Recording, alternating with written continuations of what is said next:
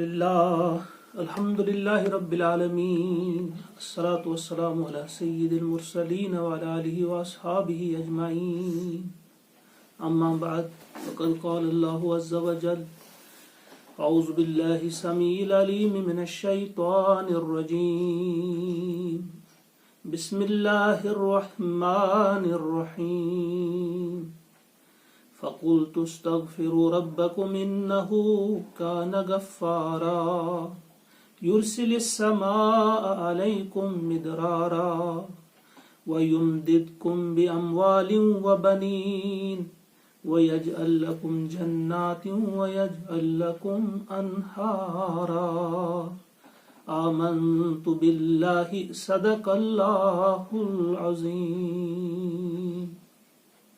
معزز و محترم ناظرین و ناظرات، السلام علیکم ورحمۃ اللہ وبرکاتہ.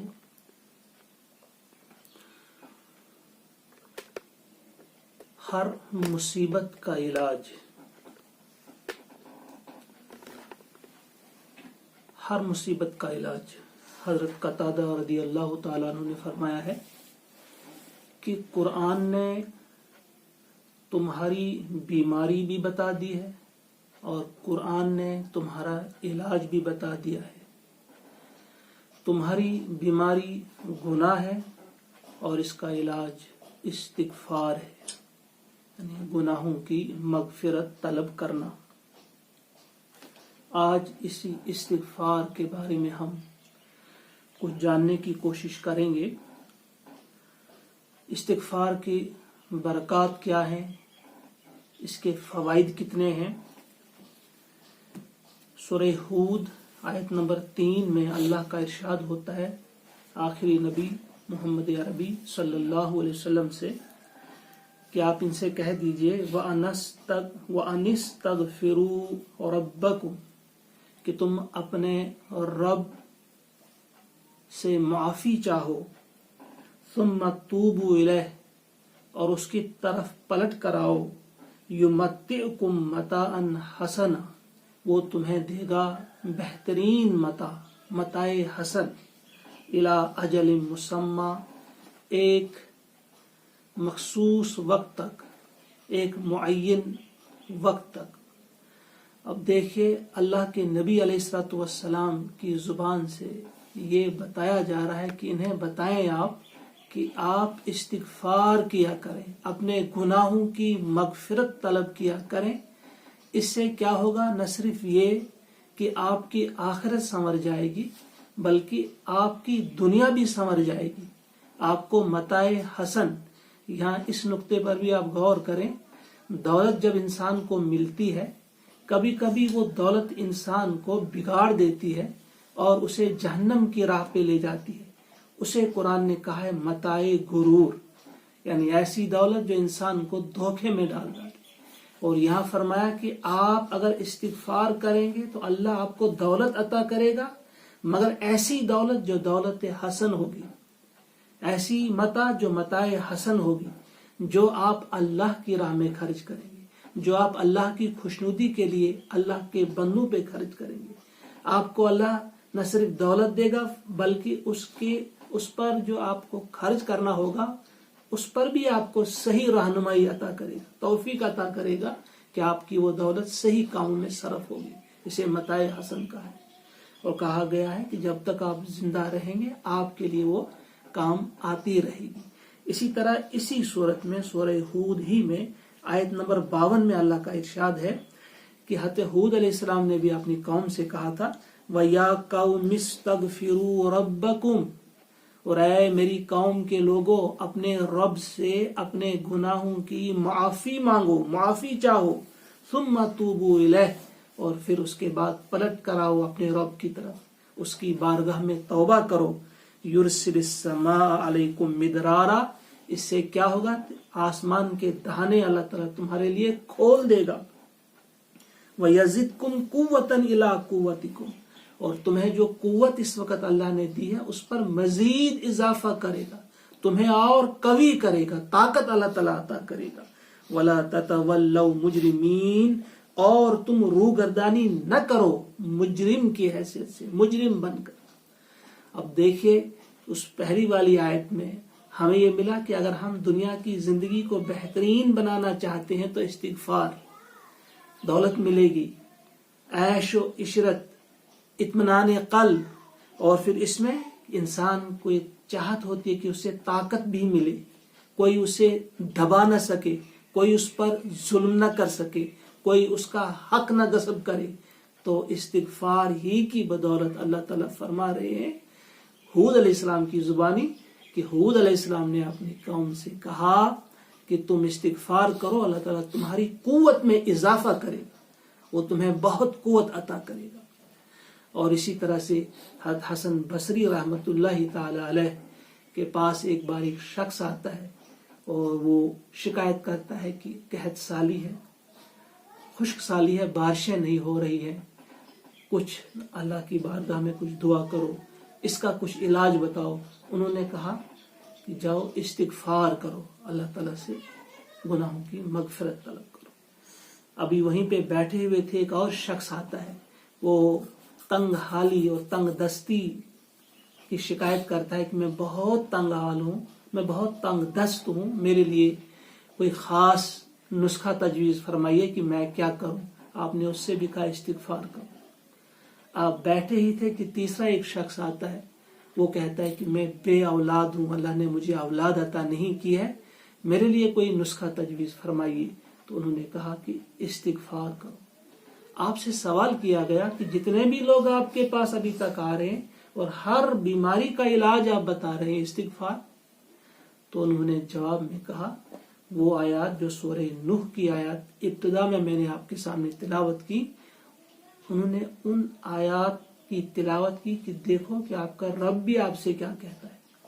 نوح علیہ السلام کی زبانی کہا جا رہا ہے فَقُلْتُ اسْتَغْفِرُوا رَبَّكُمْ. نوح علیہ السلام کہتے ہیں کہ میں نے اپنی قوم سے کہا کہ تم استغفار کرو، اپنے گناہوں کی مغفرت طلب کرو اپنے پالنہار سے، اپنے رب سے. انہو کان غفارا، بے شک وہ بہت بہت معاف کرنے والا ہے. یرسل السماء علیکم مدرارا، جب تم استغفار کرو گے تو وہ تم پر بارشیں برسائے گا، خوب بارشیں برسائے گا. وَيُمْدِدْكُمْ بِأَمْوَالٍ وَبَنِينَ، اور تمہاری مدد کرے گا مال دے کر اور اولاد دے کر. وَيَجْعَلْ لَكُمْ جَنَّاتٍ وَيَجْعَلْ لَكُمْ أَنْهَارًا، اور تمہیں باغ دے گا اور تمہارے لیے نہریں جاری کرے گا. اور پھر فرمایا حسن بصری نے، دیکھا آپ نے کہ استغفار کی برکات میں یہ چیزیں گنائی جا رہی ہیں کہ تمہیں اولاد بھی ملے گی، تمہیں باغات بھی ملیں گے، بارشیں بھی ہوں گی، مال بھی ملے گا، یہ سب چیزیں آپ کو ملیں گی. اتنا ہی نہیں، بہت ساری مقامات پہ اللہ تبارک و تعالیٰ نے اس استغفار کی برکات کو گنایا ہے. اور پھر اپنے بندوں کی تعریف کرتے ہوئے ایک جگہ فرمایا اللہ تعالیٰ نے کہ میرے یہ بندے کیا ہیں، ان کی یہ عادت ہے وَالْمُسْتَغْفِرِينَ بِالْأَسْحَارِ، کہ رات کے پچھلے پہر اٹھ کر استغفار کرتے ہیں، اپنے گناہوں کی مغفرت طلب کرتے ہیں.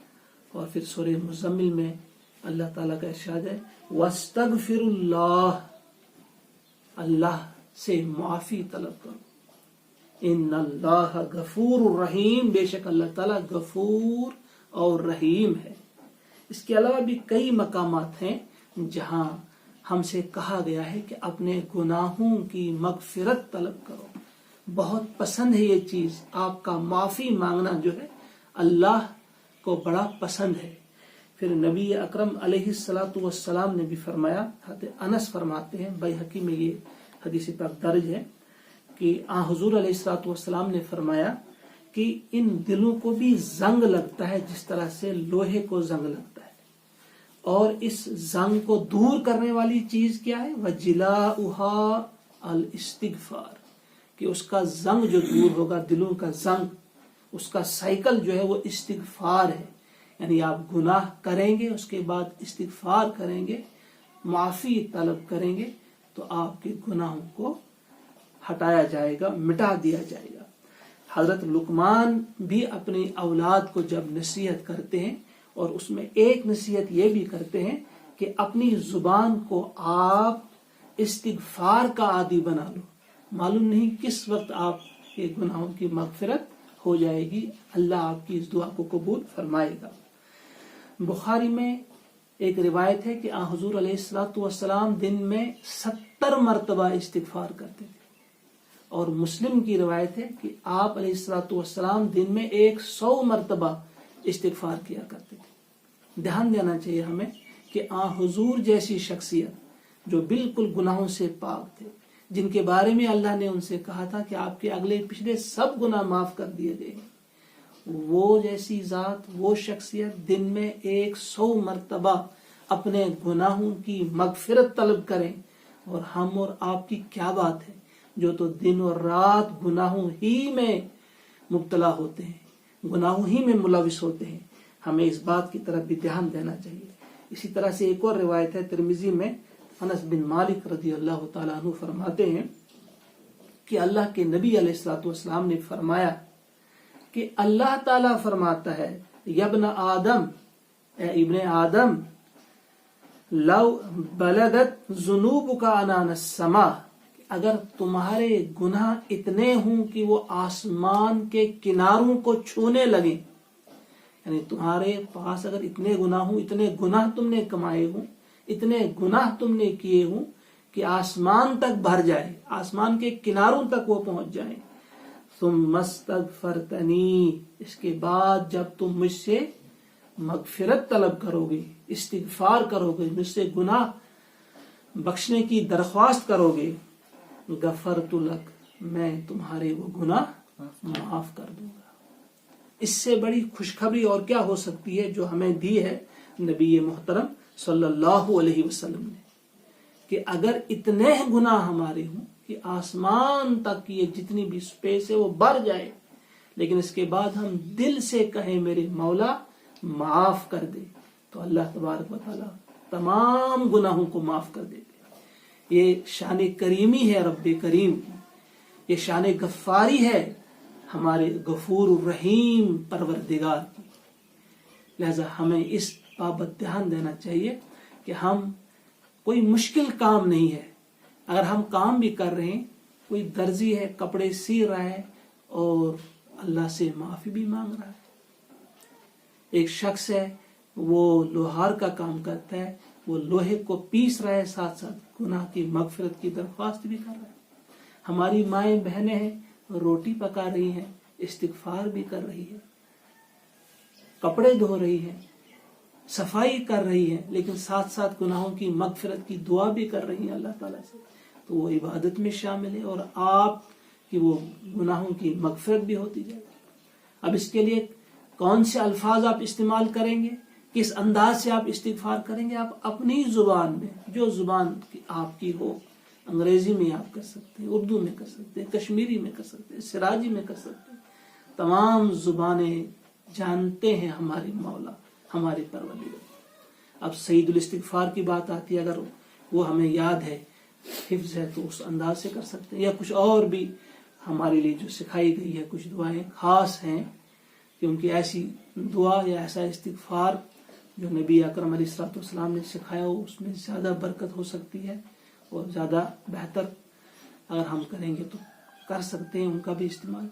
تو ایک سادہ سا اور بڑا آسان سا جو آپ فوراً آپ کی زبان پہ آ سکتا ہے، میں تجویز کروں گا، اس کی بڑی تاکید آئی ہے، اگر ہم یہ الفاظ استعمال کریں گے، استغفر اللہ ربی من کل ذنب واتوب الیہ، مختصر سا استغفار، استغفر اللہ ربی، میں اپنے پالنہار، اپنے پروردگار اللہ سے اپنے گناہوں کی معافی چاہتا ہوں، من کل ذنب، ہر گناہ سے، جو بھی میں نے گناہ کیا میں اپنے اس پالنہار سے اس کی مغفرت چاہتا ہوں، واتوب الیہ، اور اس کی بارگاہ میں توبہ کرتا ہوں، میں اس کی طرف پلٹ کر آتا ہوں۔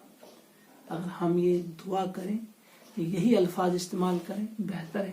اگر یہ الفاظ حفظ نہیں ہے تو اپنی ہی زبان میں مولا سے کہتے رہیں कोई भी हम काम कर रहे हैं तो काम करते करते भी अल्लाह से कह रहे हैं हमारी मगफिरत फरमा, हमें माफ कर दे। मालूम नहीं कौन सा वक्त होगा, किस वक्त हमारी ये दुआ कबूल हो जाएगी। वैसे भी हमें ये जहन में रखना चाहिए, दुआ हर वक्त और हर दुआ जो जायज दुआ हो वो जरूर कबूल हो जाती है। या तो उसी अंदाज में जो आप मांग रहे हैं वो आपको मिल जाएगा, या फिर वो महफूज रखी जाती है, वो आपके लिए एक बहुत बेशकीमत खजाना होगा कयामत के दिन। कभी भी किसी की दुआ रद्द नहीं की जाती। लिहाजा ये जो हर मुसीबत का इलाज हमें बता दिया गया है कि हमारी मुसीबत भी क्या है, हमारी परेशानी भी क्या है, हमारी ये बीमारी भी क्या है। ये मुसीबत जो है ये हम गुनाह है और इनका इलाज जो है वो इस्तिगफार है।